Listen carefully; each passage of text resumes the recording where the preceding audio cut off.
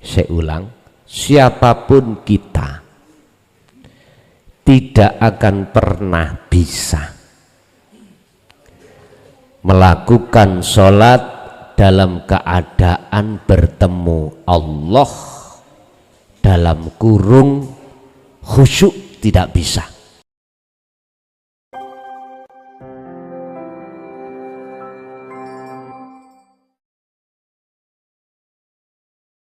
Siapapun kita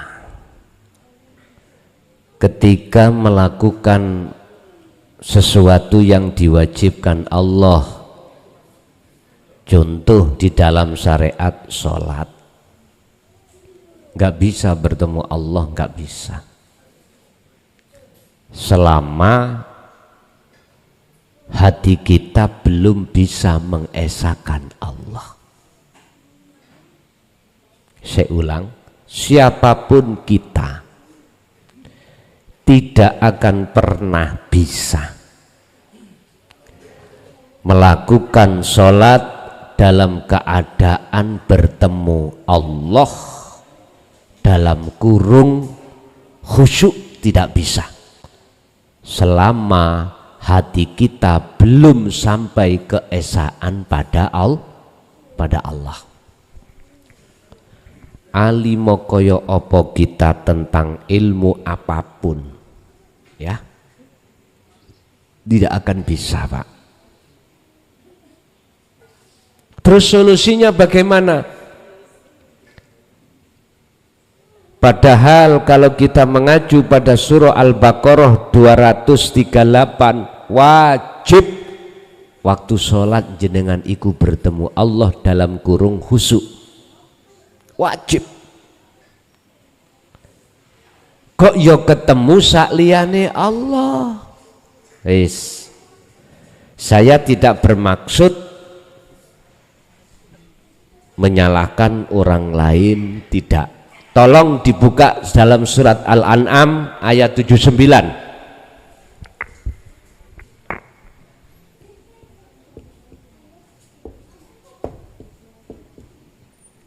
79. Di sini ada dua kelompok seseorang waktu sholat. Pertama bertemu Allah, kedua tidak bertemu Allah. Hukumnya bagaimana? Dalam ayat ini disampaikan.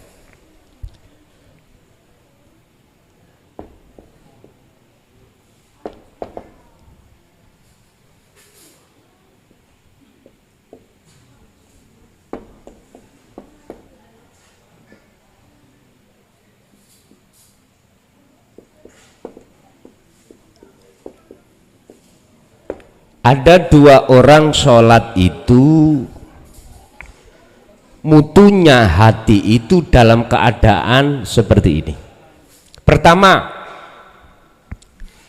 ini wajah tuwaziyah, wajah ruhnya itu betul-betul menghadap wajah Allah. Inilah yang kumaksud bertemu Allah. Inilah yang kumaksud sholat dalam keadaan khusyuk. Bagaimana ayat itu mengatakan wa ma ana minal musyrikin. Seseorang yang melakukan sholat dalam keadaan ini berarti orang itu tidak menyekutukan Allah. Mohon dipahami, mohon dievaluasi. Lah, tandanya orang itu kalau betul-betul bertemu Allah, di dalam hati orang itu tidak ada rasa atau iman bahwasanya dianya yang melakukan. La yarawna li anfusihim syai'an. Enggak. Bahkan dalam hatinya yusyahiduna annal fa'ilahu wallahu ta'ala. Hanya Allah yang melakukan. Dirinya sudah tiada. Inilah yang dimaksud sesungguhnya ku hadapkan wajah ruhku ke wajah Allah. Kalau sudah dalam kondisi seperti ini hatiku, Pak, mesti lalai tentang urusan samawat wal ard, ma fis samawati wa ma fil ardi. Isi dunya iku nggak ada, apalagi lafat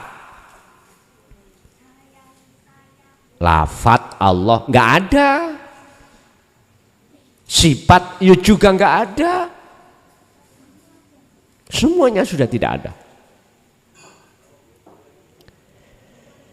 Terus bagaimana yang kedua, orang yang melakukan sholat tapi roh hati kita itu menghadap samawati wal ard, lilladzi fataros samawati wal ard hanifan. Bagaimana? Ayo kita ambil ayat ini dari sisi mafhum mukhalafah, artinya kebalikannya bagaimana?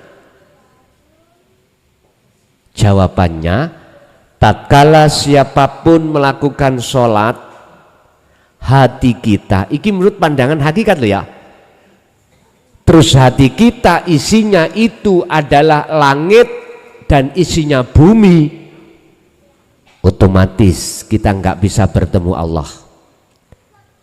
Terus perilaku yang seperti ini bagaimana? Dijawab, ditutup dengan ayat yang terakhir tadi ya, kalimat yang terakhir tadi kan disebut wama ana minal musyrikin, maka manafinya tidak ada, akhirnya wa ana minal musyrikin, berarti saya termasuk masih golongan orang yang menduakan Allah dengan apa? Isi samawat wal ard, berarti saya miturut pandangan hakikat sholat saya ini hatiku syirik kepada Allah. Terima gak terima itu, tapi ingat, saya tidak bermaksud untuk mensirik-sirikan orang, tidak Pak Estu. Saya menjelaskan maksud daripada ayat ini. Tolong dalam ayat itu ambil juga makna kebalikan, itu yang disebut mafhum mukhalafah. Terus bagaimana caranya supaya dalam hati tidak ada gambar samawati wal ard selain Allah? Bukan lafat loh ya, maksud saya selain Allah itu bukan lafat, bukan lafat Allah. Biar di dalam hati kita hanya Allah. Yang ku maksud Allah bukan isim, bukan nama, bukan lafat, bukan sifat, bukan zat, tapi aku. Itu bagaimana caranya? Jawabannya jenengan iku di dalam surah Az-Zumar ayat 17-18, dan juga jawabannya di dalam surah Ali Imran ayat 31. Bagaimana? Alladzina yastami'unal qaula wa yattabi'una ahsanahu. Ketika jenengan mendengarkan ajaran Allah di jalur dinu tauhid, imani lalu amalkan. Kalau dalam surat Ali Imran 31, ikutono ajarane Kanjeng Nabi, ojo syariat tok, naiklah ke hakikat supaya bisa sampai ke makrifat bertemu Allah. Itu loh maksudnya. Pun. Jadi intinya seperti itu Pak. Caranya bagaimana? Itu tadi. Jenengan kali kula hati ini wajib menerima pengajaran ilmu untuk mengesahkan Allah, yaitu ilmu tauhid, untuk supaya bisa makrifat pada Allah. Wis, itu yang pertama. Yang kedua, apa maksud syariat thariqat hakikat makrifat? Bon, kalau jelaske. Syariat itu adalah ilmu untuk mendidik jasmani kita. Kita manusia ada dua unsur, jasmani dan rohani. Jasmani kita dididik Allah lewat ilmu syariah. Piye carane salat secara syariat sing bener. Hafidu ala sholawah. Akhirnya di dalam agama Islam kita muncul terkait masalah ilmu fikih, ilmu hadis, ilmu Quran dan lain sebagainya. Intinya ilmu tentang sholat secara syariat di jasad ini jenengan tegakkan. Wong Indonesia miturut syariat ilmu harus menghadap ke barat karena kiblatnya Ka'bah itu ada di Mekah. Enggak boleh kita sholat ngadep ke timur karena kiblatnya di barat. Orang Indonesia. Apa syaratnya sahnya sholat? Itu harus kita penuhi ilmu semuanya, Pak. Ini syariat yang disebut syariat. Lah, yang dimaksud thariqah itu apa? Jalan. Mana jalan itu yang dimaksud? Semua aktivitas yang Allah hadapkan terhadap kita itu adalah thariqah. Nama-nama ibadah makduf atau ghairu makduf inilah thariqah. Contoh nama sholat iki thariqah, nama ngaji iki thariqah, nama zakat ini thariqah, nama puasa semua thariqah, haji thariqah. Jadikanlah thariqah atau jalan untuk bertemu Allah. Ini kalau tidak ada hakikatnya mohal alias nggak mungkin jenengan bisa bertemu Allah. Laksana ini kita bawa sepeda nggak punya hakikat, nggak punya tujuan, terus kendalan. Kita ke jalan raya ditanya, Pak mau kemana? Nggak tahu, nggak ada hakikat tujuan. Itu namanya orang apa, Pak? Mungkin orang bingung. Kita bawa sepeda, tumpaan, ilmu, itulah syariat, thariqahnya namanya jalan mana? Terserah. Ada jalan protokol, ada jalan nasional, ada jalan W.R. Supratman, banyak jalan nama-nama. Ditanya, Pak kemana? Tujuan Anda, wong berhubung gak ada tujuan, wis sembuh pokoknya muter, wong gak ada tujuan. Hakikat itu tujuan. Apa tujuan kamu sholat? Mestinya dijawab menyembah Allah, lagi itu ke? Bertemu Allah. Tapi nyatanya mengapa kita bertemu selain Allah? Samawati wal ardiku, ayo. Karena kita tidak sebetulnya belum berhakikat. Betul. Ini yang terjadi pada diri kita.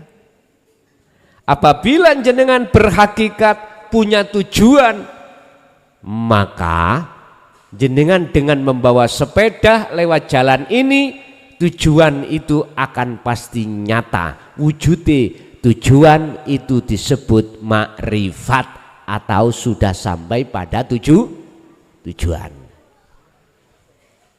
Hakikat sampai ada bertemu Allah dalam sholat, maka nyatane hakikat disebut makrifat. Makrifat itu bertemu, melihat, dateng Gusti Allah. Wis iki penjabaran syariat thariqat hakikat makrifat. Saya tidak berbicara thariqah yang di luar sana kumpulan A sampai Z. Ndak. Sekali lagi saya bicara thariqah hakikatnya itu seperti ini. Kumpulan-kumpulan di luar sana yang katanya muktabaroh, nggih mohon maaf. Ya kita tanyakan, apakah betul ketika Solo sudah sampai bertemu Allah? Ketika berthariqah itu kita jalan sudah sampai wusul pada Allah. Udah sampai jawab sendiri dalam hati jenengan berpuluh tahun. Kita bertorikoh A sampai Z, pertanyaannya sudahkah ke makrifat? Tak jawab. Jikalau tidak ada hakikat dalam hatimu, yaitu tujuan, artinya ilmu, hakikat untuk memberikan supaya tujuanmu benar, tak jamin mesti ketemu tentang masalah ghaibi makhluk pun titik, nggak akan pernah sampai ke ghaibannya Allah. Karena kami juga pelaku. Saya tidak benci terhadap toriko-toriko, enggak. Cuman saya kasih masukan supaya kita berpuluh tahun ketika bertoriko itu estu bisa wusul terhadap Allah itu bagaimana. Itu yang kedua. Lalu yang ketiga, apa tadi aku lupa? Hah? Misuh. Oh iya. Tanda-tanda orang bermakrifat iku kok kadang ono sing misuh. Nah, iku piye? Apakah itu termasuk wong makrifat? Ngetan. Kenalilah dulu apa nafsu dalam diri kita. Kalau kita sudah kenal nafsu dalam diri kita, maka kita akan berupaya untuk melumpuhkan nafsu dalam diri kita. Kalau sudah lumpuh, maka muncullah keakuan Allah. Kalau muncul keakuan Allah, maka di situ tidak ada batasan. Bisa. Yang namanya ahad Allah itu bisa dibatasi apa Mbak? Mboten Mbak? Enggak bisa. Allah itu tidak bisa dibatasi dengan apapun. Karena apapun di mata Allah itu sudah tidak ada. Jelas untuk bingung niki. Lha ya ta. Ngeten, Pak. Jenengan kalih kula asale kan mboten nenten. Asale kan gak wujud. Wujude sebab diwujudno sing berarti asine kita itu wujud mboten? Mboten ta? Mengapa kita ngaku-ngaku wujud? Padahal sifat wujud itu sifatnya Allah. Loh, ini loh Pak.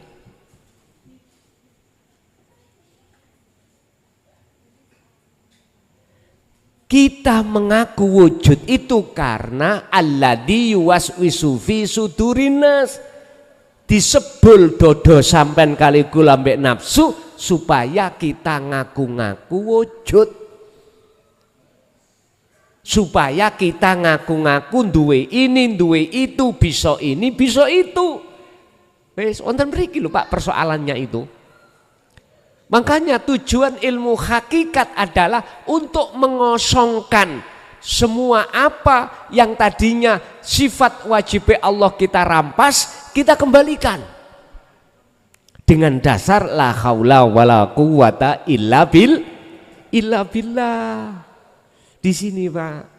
Makanya pentingnya dinut tauhid disampaikan di tengah golongan kita yang ada di syariat supaya kita itu hati gelem sadar lan nyadari bahwasanya kita semua makhluk manusia itu ora iso apa-apa lan ora duweni apa. Sampai buka nanggone sifat wajib Allah, mulai wujud sifat nafsiyah, wujud sifat wajib Allah, lawane wujud tidak wujud Adam, iku dadi sifat wajib kita. Tidak wujud iku dadi sifat wajib kita. Artinya walaupun secara basariah kita kelihatane koyoke wujud, tapi sifat basiroh hati kita tidak boleh ngaku kalau kita makhluk yang wujud. Gus tambah ngeluh aku ngajak mbek pengen. Pun nyun sewu Pak, nek sik dereng dong wis sampean simpen keterangan ini tadi ning lemari, mbok menawa besok-besok jenengan nyuwun sewu. Bisa jadi hidayah Allah muncul ajenge sare baru kebuka.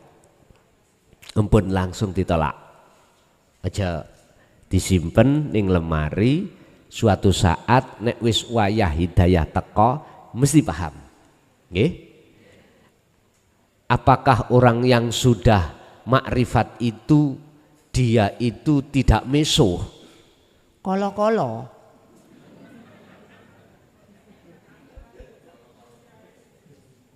Ngerti kolo-kolo nggih?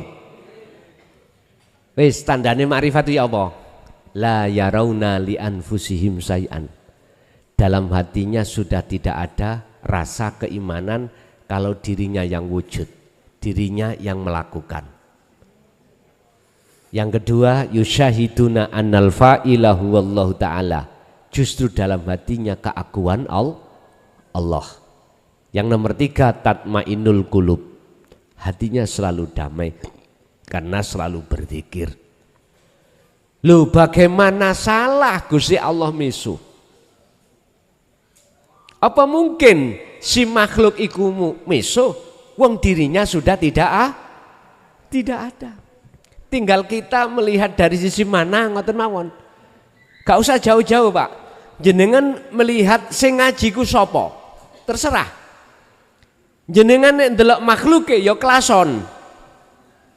Coba kira-kira klason iso ngaji to nyocot malaman apabila tidak ada Allah hidup dalam diriku.